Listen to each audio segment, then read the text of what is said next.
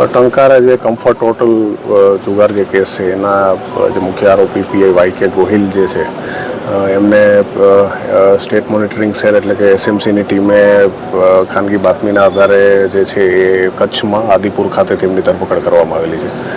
પ્રાથમિક પૂછપરછના આધારે એવું જાણવા મળેલ છે કે પોતે કચ્છ અને અમદાવાદની આજુબાજુના વિસ્તારમાં પોતે નાસ્તા કરતા હોય એવું એમણે જણાવેલું છે।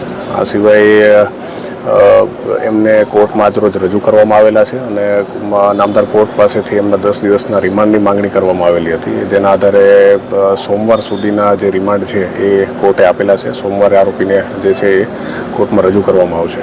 પણ દરમિયાન જે પણ એફઆઈઆરની અંદર જે રકમ મેન્શન કરવામાં આવી છે એની રિકવરી માટે થઈને પ્રયત્ન કરવામાં આવશે અને એ જ બાબતે આગળ શું ખરેખર એમાં રકમ બાબતે એમણે શું કરેલું છે એ જ દિશામાં આગળ તપાસ આગળ વધારવામાં આવશે। એમના રિમાન્ડ દરમિયાન પણ એવી કોઈ માહિતી મળેલી નથી કે કોઈ રિકવરી પણ એમના રિમાન્ડ દરમિયાન થયેલી નથી।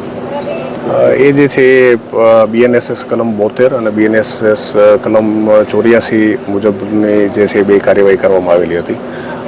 72 મુજબ ભાગેડું જાહેર કરી એમને વોરંટ એમના વિરુદ્ધ ઇસ્યુ કરવામાં આવેલું હતું કોર્ટ સમક્ષ હાજર થવા માટે થઈને, અને બીજું જે છે એ 84 મુજબ એમને જાહેરનામું ભાગેડુનું જે છે એ જાહેર કરવામાં આવેલું હતું, પણ એની અવધિ પૂરી થાય એના તાત્કાલિક બાદ જ એટલે લગભગ એકાદ અઠવાડિયા પછીના સમયમાં જ એમની જે છે એ અમને હકીકત મળી અને એસએમસીની ટીમ દ્વારા એમને આદિપુરથી ધરપકડ કરવામાં આવેલી છે। હવે આગળની જે તપાસ છે એમને કરવામાં આવશે।